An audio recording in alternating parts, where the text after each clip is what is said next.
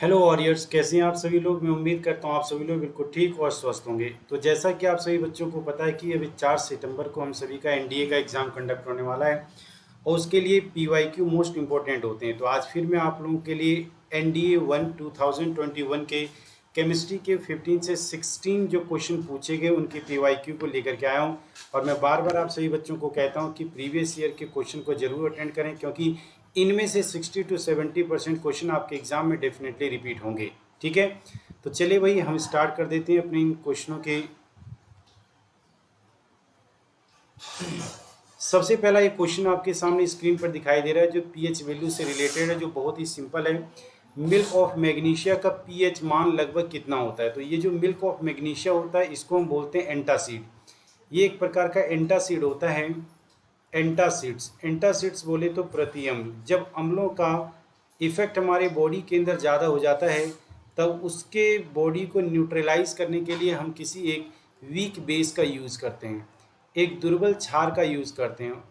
ठीक है, और ये लगभग milk of magnesia MgOH whole twice होता है, जिसका पीएच मान 10 के बराबर होता है। तो इसका ऑप्शन सी जो है हमारा वो बिल्कुल सही और राइट आंसर है। नेक्स्ट क्वेश्चन है, ब्लैक एंड व्हाइट कृष्ण और श्वेत फोटोग्राफी में निम्नलिखित में से किस यौगिक का प्रयोग किया जाता है।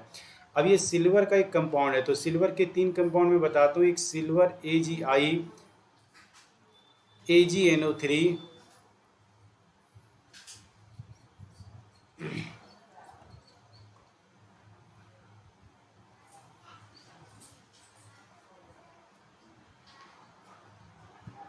AgNO3, AgBr।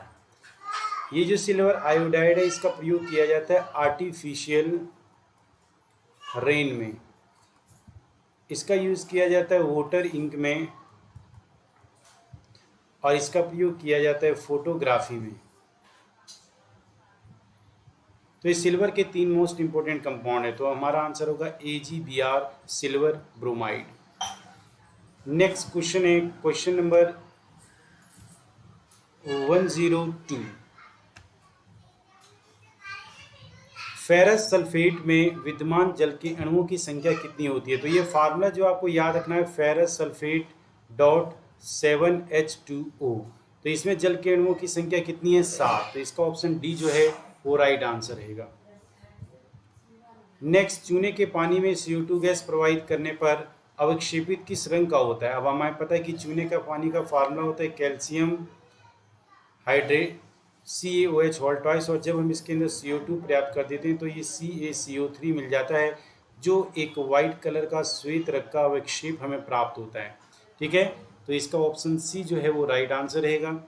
Next question number 105, निम्नलिखित में से तत्वों का कौन सा युग्म सामान्य तापमान और दाब पर द्रव अवस्था में पाया जाता है। तो हम सभी लोगों ने याद किया है कि जब वो मेटल का नाम लेगा तो मेटल में आएगा Hg यानी मरकरी, और जब वो नॉन मेटल का नाम ले तो नॉन मेटल में नाम आता है गैलियम। किसका, गैलियम का।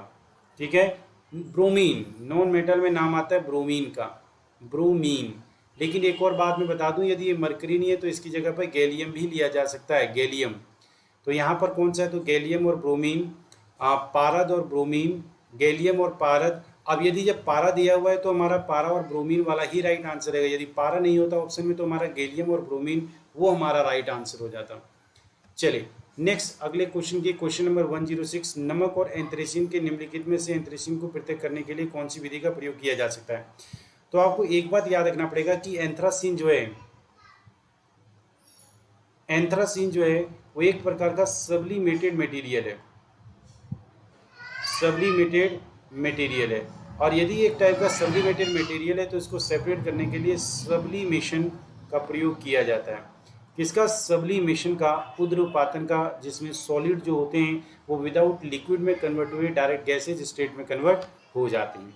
ठीक है, नेक्स्ट क्वेश्चन, रदरफोर्ड का अल्फा स्कैटरिंग एक्सपेरिमेंट से किस चीज़ की खोज की थी, जो मोस्ट इंपॉर्टेंट है, कई बार पूछा जाता है। ठीक है, तो क्वेश्चन यहाँ से क्या पूछाएगा कि जो अल्फा स्कैटरिंग की गई थी, इस अल्फा स्कैटरिंग में अल्फा पार्टिकल किसके पार्टिकल को बोलते हैं, तो बोलना सर हीलियम के पार्टिकल को बोलते हैं। और इसके माध्यम से उन्होंने किसी भी एटम के न्यूक्लियस की, एटॉमिक न्यूक्लियस यानी परमाणु के नाभिक की खोज की थी अर्नेस्ट रदरफोर्ड साहब ने। अर्नेस्ट रदरफोर्ड साहब ने। नेक्स्ट, एम सेल्स में इलेक्ट्रॉनों की अधिकतम संख्या कितनी होगी? तो सबसे पहला सेल्स है के, दूसरा एल, तीसरा एम, चौथा एन। अब ये कह रहा है कि कौन सा एम सेल्स, तो सबसे पहले के और उसके बाद एल और तीसरा उसके बाद एम, के एल एम और ये आ गया एन। अब हमारे पास पता है कि इसके अंदर फार्मूला होता है 2n का स्क्वायर, जो बोर ने अपना फार्मूला दिया है। एन यहाँ पर कितने नंबर का एम, तो एम हमारा यहाँ पर 3 नंबर का है, तो एन की जगह पर 3 रख दो, 3 का स्क्वायर हो जाएगा 9, 9 टू हो जाएगा 18, यानी मैक्सिमम इसके अंदर 18 इलेक्ट्रॉन एग्जिस्ट कर सकते हैं एम सेल्स में। Next question number 122। एक क्वेश्चन ये याद रखना, ये भी बहुत बार बार रिपीट किया जाता है, अलग अलग आइसोटोप से रिलेटेड क्वेश्चन है। प्रकृति में क्लोरीन के 2 आइसोटोप दिए गए, जिसका एक का मास 35 यूनिट और दूसरे का मास 37 यूनिट, और दोनों के समस्थानिकों का रेशो जो एक दूसरे में दिया है वो 3:1 के रूप में दिया है। तो क्लोरीन परमाणु का औसत परमाणु द्रव्यमान निकालो। तो एवरेज एटॉमिक मास यदि आपको कभी भी निकालने के लिए बोला जाए 2 आइसोटोप के बीच का, तो कैसे निकालते हैं? तो सीधी सी बात, जो पहले का दिया गया एटॉमिक मास उसको मल्टीप्लाई कर दो उससे, कितना 3:1, तो 3 हो जाएगा, और इन दोनों को जब ऐड करोगे तो कितना आएगा? टोटल 4, यानी 3 का मतलब है ये 3, जो टोटल 4 का ये 3 हिस्सा है, मतलब 3/4, प्लस में अगला हमारा है 37 इंटू में 1, और टोटल का ये एक हिस्सा है। तो अब यहाँ से इसको मल्टीप्लाई करो, 5 3 जा 15 का 5 कैरी 1, 3 3 जा 9 और 1 कितना हो गया? 10/4, और ये हो जाएगा 37/4। इसका एलसीएम दिया तो आ जाएगा 4। अब ये 7 और 5 12, कैरी आया 1, 1 और 3 4, और ये आ गया 1। अब इसको डिवाइड करो, 4 3 जा 12, कितना रिमेनिंग बचेगा? 2, 2 और 2 22, 4 5 जा 20, फिर बचा 2, 4 5 जा 20, 35.5 यूनिट जो होगा वो इसका राइट आंसर होगा। 35.5 unit is the right answer. Next question, इस्पात और लोहे को जंग लगने से बचाने के लिए निम्नलिखित में से किस धातु की पतली परत चढ़ाई जाती है? तो याद रखना कि हम सभी बच्चों को पता है कि जब भी हम बात करते हैं किसकी, आयरन की, तो आयरन के ऊपर यदि हम किसी एक मटेरियल की परत चढ़ा देते हैं जिसको हम बोलते हैं जिंक, या जिसे हम हिंदी में बोलते हैं जस्ता, और इस प्रोसेस को बोला जाता है जस्तीकरण या गैल्वेनाइजेशन। ठीक है, तो जिंक की परत को लोहे के ऊपर चढ़ाने के प्रोसेस को बोला जाता है गैल्वेनाइजेशन, जस्तीकरण, जो आसानी से इजीली एयर के साथ करोड नहीं होता है, इसलिए लोहे को संचारित होने से ये बचा देता है। तो हमारा ऑप्शन यहाँ पर बी सही रहेगा, जिंक फॉर जस्ता। नेक्स्ट, सिनेबार निम्नलिखित में से किसका अयस्क है? Cinnabar is an ore of which one of the following? तो सिनेबार किसका अयस्क है? तो याद रखना, तांबे का, जस्ते का, पारद का या मैग्नीज का। तो सिनेबार का फार्मूला होता है HgS किसका है? तो ये पारे का है, मरकरी का जो मेन ओर्स होता है। अब आपको पता है ओर्स की बात करें तो एल्यूमिनियम का मेन ओर क्या है? तो वो आपको याद रखना है बॉक्साइट। यदि हम बात करें आयरन का मेन ओर क्या है? तो आयरन का जो मेन ओर होता है वो होता है मैग्नेटाइट। यदि मैं बात करूं आपसे सीसा, Pb यानी लेड का मेन ओर क्या है? तो लेड का मेन ओर है गैलेना। क्या है? गैलेना। तो ऐसे कुछ आपको याद रखना है। यदि बात करें यूरेनियम का क्या है? तो यूरेनियम का पिच ब्लेंड। यदि आपसे पूछा जाए थोरियम का क्या है? तो थोरियम का है मोनोजाइट। तो ये कुछ ओर्स हैं जिनसे ये सारे के सारे धातु प्राप्त किए जाते हैं। नेक्स्ट क्वेश्चन नंबर 123, कैंसर के उपचार में निम्नलिखित तत्वों के समस्थानिकों में से किसका प्रयोग किया जाता है? ये भी मोस्ट इंपोर्टेंट है कि कैंसर के उपचार में हम कोबाल्ट के एक आइसोटोप का प्रयोग करते हैं, कोबाल्ट 60। किसका प्रयोग करते हैं? कोबाल्ट 60। तो ऑप्शन इसका सी जो है वो राइट और उचित आंसर रहेगा।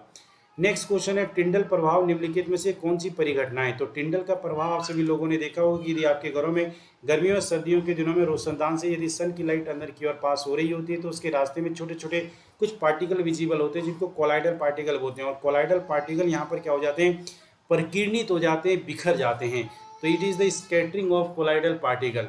कोलाइडल कणों द्वारा प्रकाश का परिकीर्णन होता है, scattering of light by the colloidal particle. तो ऑप्शन ए जो है इसका वो बिल्कुल राइट आंसर है। नेक्स्ट क्वेश्चन है क्वेश्चन नंबर 142, निम्नलिखित में से कौन सा आयन F- के बराबर है? सम इलेक्ट्रॉन, मतलब किसके अंदर इलेक्ट्रॉन की संख्या बराबर है। तो F- का मतलब इसके पास इलेक्ट्रॉन थे पहले 9, एक इलेक्ट्रॉन इसने किसी से ले लिया तो टोटल कितने हो गए? 10। अब देखते हैं यहाँ कितना इसके पास, तो ये 8 और प्लस में इसने 2 किसी से ले लिया तो हो गया 10। सोडियम के पास कितना है? 11, एक इसने किसी को दे दिया। सोडियम के पास कितना है? 11, इसने किसी को एक दे दिया तो कितना बचा रह गया? 10। सोडियम के पास है 11, इसका एटॉमिक नंबर होता है 11, तो इसके पास 11 इलेक्ट्रॉन है और 11 इलेक्ट्रॉन में से इसने एक दे दिया, प्लस का मतलब डोनेट करना, तो कितना बचा 10। नियोन के पास कितने, इसके पास 10 ही होते हैं और ये किसी को कभी भी इलेक्ट्रॉन देता नहीं है। Na के पास नाइट्रोजन, नाइट्रोजन के पास कितने होते हैं 7, इसने किसी से एक ले लिया तो कितना हो गया 8। तो कह रहा है विच one of the following is not an iso electronic, तो ये आइसो इलेक्ट्रॉनिक नहीं है, बाकी ये सारे के सारे आइसो इलेक्ट्रॉनिक हैं। ठीक है, नेक्स्ट अगले प्रश्न की तरफ बढ़ते हैं। मिथेनॉल में से संयोजी आबंधों की कुल संख्या कितनी होगी। पहले आपको मिथेनॉल का फार्मूला पता होना चाहिए, CH3OH। तो ये कैसे कंपाउंड बनेगा, एक इधर हाइड्रोजन, एक इधर हाइड्रोजन, एक इधर हाइड्रोजन और इधर बनेगा हमारे पास OH। तो याद रखना ये पहला बॉन्ड, दूसरा बॉन्ड, तीसरा बॉन्ड और ये चौथा बॉन्ड। लेकिन एक बात याद रखना, इनके बीच में भी एक बॉन्ड बनेगा, तो एक बॉन्ड यहाँ पर बनेगा, जो टोटल हो जाएगा 5। तो टोटल इसके अंदर कोवेलेंट बॉन्ड कितने हो जाएंगे 5। तो याद रखना मिथेनॉल में कोवेलेंट बॉन्ड की संख्या होती है 5। नेक्स्ट क्वेश्चन है और शायद ये हमारा अंतिम प्रश्न है, निम्नलिखित में से कौन सा प्लास्टर ऑफ पेरिस का रासायनिक सूत्र है।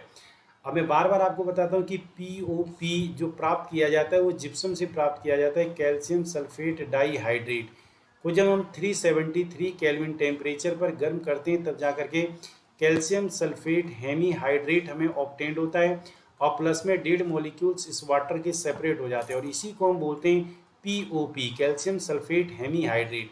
तो ऑप्शन ए ही इसका उचित आंसर है, कैल्शियम सल्फेट हेमीहाइड्रेट।